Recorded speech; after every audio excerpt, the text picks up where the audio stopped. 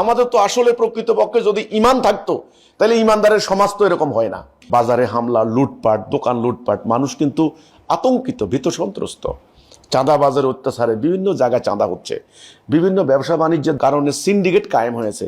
দলের প্রভাবে মানুষ আজকে জিম্মি, কথা বলতে চায় না, কথা বলতে পারে না।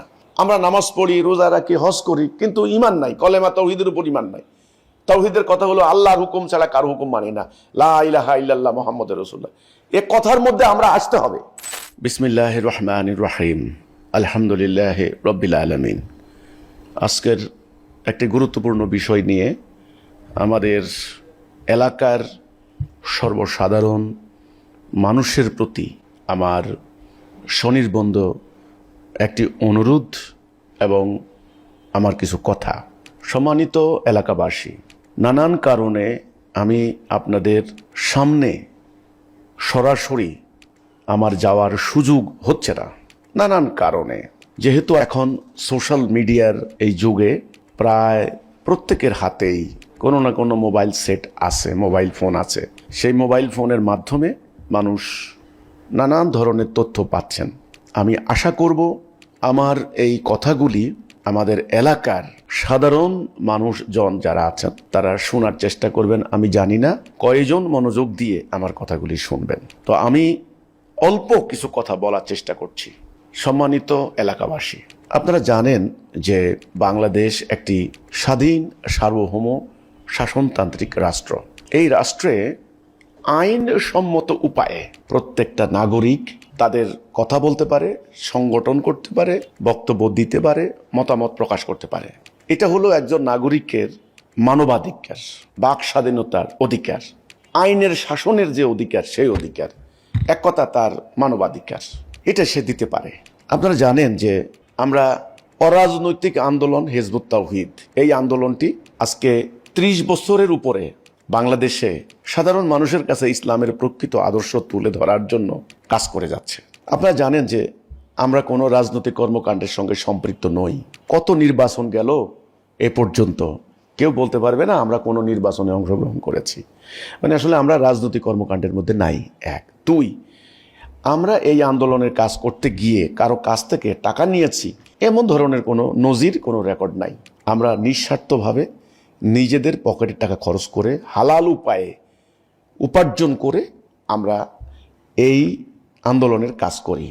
আমাদের বক্তব্য খুবই সরল, সিম্পল এবং বুঝার মতো। আমরা বলেছি যে আমরা মুসলিম, আমাদের জীবন বিধান হচ্ছে কোরআন, আমাদের কলেমা হচ্ছে লা ইলাহা ইল্লাল্লাহ মুহাম্মাদুর রাসূলুল্লাহ সাল্লাল্লাহু আলাইহি ওয়াসাল্লাম। এই কথার অর্থ হচ্ছে আমরা আল্লাহর বিধান ছাড়া কারো বিধান মানব না, আল্লাহর হুকুম ছাড়া কারো হুকুম মানব না। আমার জন্য নামাজ যেমন ফরজ, আল্লাহর আইনে আদালতে বিচার করাও ফরজ। আমার জন্য রোজা রাখা যেমন ফরজ, আল্লাহর দিন কায়েম করা, আকিমুদ্দিন রাষ্ট্রীয় জীবনে, এটাও ফরজ। আমার জন্য সুদ যেমন হারাম, সুদও হারাম। আমরা বলেছি দুর্ভাগ্যজনকভাবে দীর্ঘ কয়েক শতাব্দী ধরে আমাদের রাষ্ট্রে আল্লাহর আইন পরিচালিত হচ্ছে না, আল্লাহর আইন মোতাবেক রাষ্ট্র চলে না। এটা চলে এখন ব্রিটিশদের তৈরি করা বিধানে, মানুষের তৈরি বিধানে। এতে করে আমাদের ঈমান থাকে না। আমাদের সমাজে এই যে অশান্তি, এই যে অরাজকতা, এই যে হানাহানি, মারামারি, সুদ, ঘুষ, রাহাজানি, আন্দোলন, সংগ্রাম, এই যে এত কিছু হচ্ছে, চাঁদাবাজি, লুটতরাজ, হত্যা, বলৎকার, ধর্ষণ, এটার কারণটা কি? মুসলমান সমাজে তো এরকম হওয়ার কথা না। ইসলাম মানে শান্তি। এই শান্তিটা নেই কেন? আমরা বলেছি এই শান্তি না থাকার মেইন কারণ হচ্ছে আমরা আমাদের রাষ্ট্রকে আল্লাহর কোরআনের হুকুম দ্বারা পরিচালিত করি না। এই জন্য আমাদের আন্দোলনের মূল লক্ষ্য হচ্ছে আল্লাহর এই কোরআনের বিধানটাকে রাষ্ট্রীয় জীবনে কায়েম করা। এটা হলো আমাদের মূল উদ্দেশ্য। একেবারে সংক্ষেপে আমি এ কথাটাই বলছি। এখন আপনারা দেখবেন যে আমাদের সমাজের কিছু মোল্লা মুন্সি, বিশেষ করে কওমি মাদ্রাসার কিছু মোল্লা মুন্সি, ইনারা আমাদের বিরুদ্ধে আদা জল খেয়ে নেমেছে, আমাদের সমালোচনা করছে, আমাদের বিরোধিতা করছে। কেন বিরোধিতা করছে? আমরা একটা কথা বলেছি যে আল্লাহ তাআলা সুদ হারাম করেছেন, চুরি করা হারাম করেছেন, ডাকাতি হারাম, দিনের বিনিময় নেওয়াও হারাম, ধর্ম ব্যবসাও হারাম। ধর্মের নামে যদি বিনিময় নেওয়া হয় এটা কিন্তু হারাম হবে, কোরআন থেকে আমরা বলছি। তারা দেখলো যে এই কথাটা যদি মানুষ জানে তাহলে ধর্মের নামে ব্যবসা বন্ধ হয়ে যাবে। এই জন্য তারা আমাদের বিরুদ্ধে আজকে মিথ্যাচারে লিপ্ত রয়েছে। যাই হোক, আপনারা জানেন যে তারা বিভিন্ন জায়গায়, বিশেষ করে লক্ষ্মীপুর, চাঁদপুর, ফেনী, নোয়াখালী, কুমিল্লা, এই আশেপাশের জায়গাগুলিতে আমাদের বিরুদ্ধে তারা মিটিং করছে, স্লোগান দিচ্ছে, সমাবেশ করছে। আচ্ছা, তারা করুক, আমাদের কোনো আপত্তি নেই, তারা করুক। কিন্তু তারা মিটিংয়ের নামে, মাহফিলের নামে প্রচণ্ড উগ্রবাদী বক্তব্য দিচ্ছে। হিজবুত তৌহিদকে যেখানে পাবে সেখানে হত্যা করা হবে। আজকে ঢাকায় একটা জায়গায় তারা কওমি মাদ্রাসার একটা মৌলবী ফতোয়া দিয়েছে, হিজবুত তৌহিদকে 2 জনকে জবাই করে দিলেই সব ঠিক হয়ে যাবে। দেখেন, হত্যা করার হুমকি, জবাই করার হুমকি, এটা তো কোনো ইসলামের কথা হতে পারে না, এটা উগ্রবাদী বক্তব্য। দেখেন, আপনারা জানেন, আমার এলাকার যারা আছেন, আপনারা আমাদের এলাকায় যান, দেখেন, আপনারা তো নিজে কানে শুনবেন, নিজে চোখে দেখবেন। এই যে তারা এখন যে কথাগুলি বলে যে হিজবুত তৌহিদ মানুষের ঈমান নষ্ট করতে দাঁড়াইছে, আগে বলতো কি হিজবুত তৌহিদ খ্রিস্টান, দেখেন এদের বাড়িতে গির্জা বানাচ্ছে।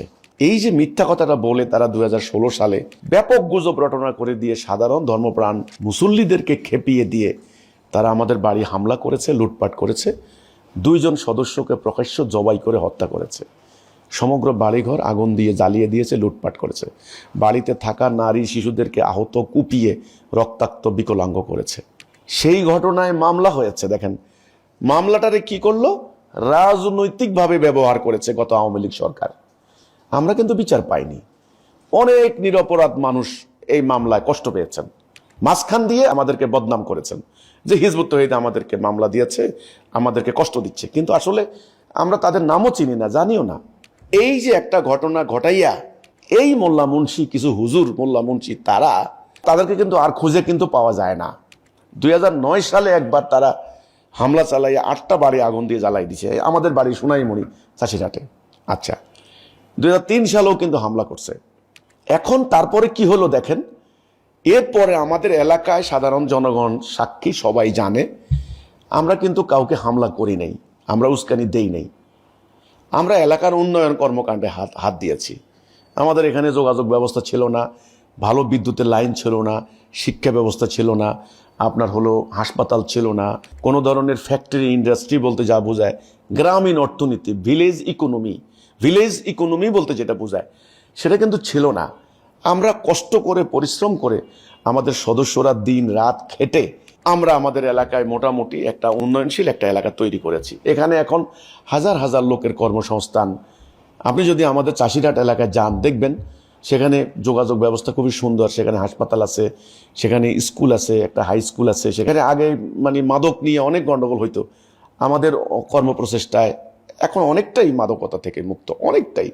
আর সমগ্র এলাকাবাসী যদি ঐক্যবদ্ধ না হয়, আসলে পুরো মুক্ত করার পক্ষে আমাদের পক্ষে সম্ভব না। তো আমরা আমাদের আইনশৃঙ্খলা বাহিনীর সদস্য যারা আছেন, গণমাধ্যমের কর্মীরা, সাংবাদিকরা যারা আছেন, তারা কিন্তু বারবার গিয়ে আমাদের খামারের প্রতিবেদন লিখেছেন, আমাদের মৎস্য খামারের প্রতিবেদন আমরা উপজেলা, জেলা পর্যায়ে বারবার কিন্তু আমরা পুরস্কার পেয়েছি, জাতীয় পর্যায়ে, বিভাগীয় পর্যায়ে আমরা কিন্তু পুরস্কার পেয়েছি। তাহলে এলাকার উন্নয়ন কর্মকাণ্ডে আমরা হাত দিয়েছি, আমরা ঐক্যবদ্ধতা চেয়েছি, আমরা ভ্রাতৃত্ব চেয়েছি। আমাদের গ্রামে আমরা সেই বছরের পর বছর ধরে আমরা শান্তিপূর্ণভাবে বসবাস করে আসছি। আমাদের গ্রামের মানুষের কোনো ধরনের ওজোর আপত্তি, কোনো সমস্যা নেই, কেউ বলতে পারবে না। ঈদের জামাত হয়, কয়েকটা জামাত হয়, আমাদের বাজারেও একটা জামাত হয়, আমাদের হাই স্কুলের মাঠে একটা জামাত হয়, আবার আমাদের প্রাথমিক বিদ্যালয়ের মাঠে একটা জামাত হয়। এই জামাতে যার যেমন ইচ্ছা খুশি, যার যেই ইমামের পিছনে নামাজ পড়ে, কোনো সমস্যা আমি দেখি না। কোরবানি ঈদের টাইমে গরুর জবাই হয়, সবাই কোরবানি দেয়, যার যেমন গোস্ত ভাগাভাগি করে নিচ্ছে, আমি কোনো সমস্যা দেখতেছি না। এখানে সোনাইমুড়ি থানা যত পুলিশ কর্মকর্তা আসেন, সবাই কেউ না কেউ আসেন, মাঝে মধ্যে দেখেন, খোঁজ খবর নেন, সবাইকে জিজ্ঞাসা করেন তো চাষিরহাট এলাকা তুলনামূলক অন্য নদীর থেকে শান্তিপূর্ণ থাকে। তাহলে এখন এই এলাকাকে অস্থিতিশীল, আনরেস্ট করার জন্য একটা গোষ্ঠী ওই চট্টগ্রাম থেকে আসে, গাজীপুর থেকে যায়, খুলনা থেকে আসে, ঢাকা থেকে যায়, যাইয়া বিভিন্ন কওমি মাদ্রাসায় এরা শিক্ষকতা করে, বিভিন্ন মাদ্রাসা আছে, আবার ওই নোয়াখালী এলাকায় বিভিন্ন কওমি মাদ্রাসা আছে, এরা এদেরকে দাওয়াত দেয়। তো এরা যায় মাহফিলের নামে এইবার আমাদের বিরুদ্ধে উস্কানি শুরু করে দেয়, যেটা আমরা বলি নাই, কোনোদিন বলি নাই। দেখেন ওরা বলে কি হিজবুত তৌহিদ আগে নামাজ পড়ে না, এই কথা বলতে, অথচ আমাদের বাড়িতে 5 তলা মসজিদ। এই গত জুমার নামাজে আমি প্রায় 2000 মুসল্লি উপস্থিত ছিলেন। এখানে কৃষক শ্রমিক থেকে শুরু করে এখানে সরকারি কর্মকর্তা, আলেম ওলামা, এলাকার জনগণ, দূরবর্তী এলাকার জনগণ, 2000 মুসল্লি উপস্থিত ছিলেন জুমার নামাজে। ওনারা বলুক তো কোন জায়গায় আমাদের ভুল মিস্টেক হয়েছে। আমরা মেয়েদের নামাজের ব্যবস্থা করেছি 3 তলা 4 তলায় মসজিদের, খুব শালীনতার সাথে, ভদ্রতার সাথে। আমাদের এলাকার মানুষ বলুক যে হিজবুত তৌহিদের ব্যবসায়ীরা যারা সদস্য ব্যবসা করে তারা কাকে ঠকায়, কাউকে ঠকায় কিনা, মাপে কম দেয় কিনা কেউ বলতে পারবে না। কিন্তু আমি অত্যন্ত উদ্বেগের সঙ্গে লক্ষ্য করছি এই যে একটা উগ্রবাদী গোষ্ঠী আমাদেরকে হামলা করার জন্য, আমাদের ভাই বোনদেরকে নির্যাতন করার জন্য নানান জায়গায় ষড়যন্ত্র করে যাচ্ছে। এটার ফল কি হয়েছে দেখেন, গত কয়েকদিনে কয়েকটি ঘটনা ঘটেছে। আমাদের পাশের সেনবাগ থানায় আমাদের এক সদস্য অনেকদিন থেকে সে ব্যবসা করে, তো পাশের গ্রামে সে তার ব্যবসায়িক কাজে সে ভ্যান গাড়িতে করে মালামাল বিক্রি করে। ওখানে গেল, বোধহয় কেউ কেউ তার চিনবেই তো, এলাকার লোক যেহেতু চিনে, তারে ধরে আটক করে রাখছে, তারে মারবে, ধরবে, তাকে এখন হত্যা করবে, ইত্যাদি ইত্যাদি। তো এলাকার কিছু লোকজন বলতেছে যে হিজবুত তৌহিদকে তোমরা মারবে কেন, কি সমস্যা? বলছে কালকে মসজিদে আমাদের হুজুরে বলছে হিজবুত তৌহিদ দেখলে আটক করে রাখবা, এই কারণে আমরা আটকাইছি। এই যে কাজটা করলো, পরে থানা পুলিশ গিয়ে তাকে উদ্ধার করে এনেছেন, এটা নিয়ে মামলার প্রক্রিয়া চলছে। এগুলো তো সন্ত্রাসী কার্যক্রম, এটা তো কোনো কথা হতে পারে না। আমাদের কোনো সদস্য যদি আপনার গ্রামে যায়, সেখানে আপনি আটক করে রাখবেন, তো আপনি কোথায় যাবেন? আপনি কি হাঁটাচলা করবেন না? আপনি কি আমার বাড়ির সামনে দিয়ে যাবেন না? আপনি কি রাজধানীতে আসবেন না? আপনি কি অন্য জেলায় যাবেন না? এগুলি কি যুক্তির কথা হতে পারে? এগুলি একদম সন্ত্রাসী কথাবার্তা, বেআইনি কথাবার্তা। প্রত্যেকটা মানুষের নাগরিক অধিকার, বাক স্বাধীনতা, ন্যায়সঙ্গত অধিকার রয়েছে। এদেশে বসবাস করার, ব্যবসা বাণিজ্য করার, চাকরি বাকরি করার, ধর্ম পালন করার, ধর্মের কথা বলার অধিকার রয়েছে। আর আমাদের কোরআনটা তো কোনো নির্দিষ্ট গোষ্ঠীর জন্য না, এটা ওই আগের হিন্দু ধর্মের ওই পুরোহিতদের মতো ব্রাহ্মণরাই খালি বলবে আর কেউ বলবে না, বিষয়টা তা তো না। কোরআন তো সবার জন্যই উন্মুক্ত। আমি কোরআন পড়তে পারি, কোরআন বুঝতে পারি, কোরআন সম্পর্কে আমি গবেষণা করতে পারি এবং কোরআনের শিক্ষা আমি প্রচার করতে পারি। হ্যাঁ, আমার কথা যদি কোরআনের বিরুদ্ধে হয় তখন আপনি বলতে পারেন যে তুমি কোরআনের বিরুদ্ধে কথা বলছো। আর কোরআন তো আছেই আপনার ঘরের কাছে, আমি কথা বললেই কি সেটা কি নিয়ে যাবেন নাকি? যাচাই করবেন না কোন সূরা, কোন আয়াত, কোন পরিপ্রেক্ষিতে কথা আমি বলছি। কাজেই কোরআন নিয়ে আমাকে কথা বলতে হবে, এটা আমার অধিকার, এটা আমার কথা বলার অধিকার। এই অধিকার আমাকে আপনারা, অধিকার থেকে আমাদের কেউ বঞ্চিত করতে পারে না। তা আমি আমার এলাকার জনসাধারণকে বলতে চাই, আমার এলাকার মানুষ কোনোদিন কেউ বলতে পারবে না যে হিজবুত তৌহিদ কাউকে আক্রমণ করেছে, কারোর সাথে খারাপ ব্যবহার করেছে, কারোর সাথে দুর্ব্যবহার করেছে। আমাদের কোনো সদস্য আপনারা দেখবেন আমাদের চাষিরহাটে এলাকায়, নোয়াখালীতে কেউ ভিক্ষা করে না, একটা হিজবুত তৌহিদ ভিক্ষা করে না। আমরা বলেছি ভিক্ষা করবা না, এটা খুব নিকৃষ্ট একটা কাজ। আমরা এত সদস্য থাকতে তুমি ভিক্ষা করবা কেন? কেউ ভিক্ষা করে না। কেউ বেকার থাকলে আমরা চেষ্টা করি তার কর্মসংস্থানের সৃষ্টি করে দিতে, কারণ আল্লাহ নবী বলেছেন যে নবীর শিক্ষা করো না ভিক্ষা। তো ভিক্ষা করে আমাদের কেউ ভিক্ষা করে না, বিনা চিকিৎসায় কেউ মারা যায় না। কেউ অসুস্থ হলে তার টাকা পয়সা থাকার না থাক, তাকে সঙ্গে সঙ্গে আমরা হাসপাতালে নিয়ে ন্যূনতম চিকিৎসা দেওয়ার ব্যবস্থা করি। তো তাহলে আমরা একটা আদর্শিক সমাজ, ইসলামের একটা আদর্শিক সমাজ, নবী করিম সাল্লাল্লাহু আলাইহি সাল্লামের শিক্ষা। এবং আমাদের ভেতরে আমরা দেখেন, আমাদের মসজিদে গেলে আপনি দেখবেন মসজিদের কোনো দরওয়াজা নাই, আমরা কোনো মসজিদের দরওয়াজা দিয়ে তালা লাগানোর সিস্টেম নাই। আপনি একজন লোক তাহাজ্জুদ নামাজ পড়বে রাত 3টা বাজে, সেও কিন্তু মসজিদে ঢুকতে পারে। মসজিদের বাথরুমে তালা লাগাই না আমরা, এবং মসজিদের পানি সবার জন্য উন্মুক্ত, মসজিদের ফ্যান, কত কিছু আছে। আমরা আজ পর্যন্ত এক জোড়া জুতা পর্যন্ত আমাদের মসজিদ থেকে চুরি হয় নাই।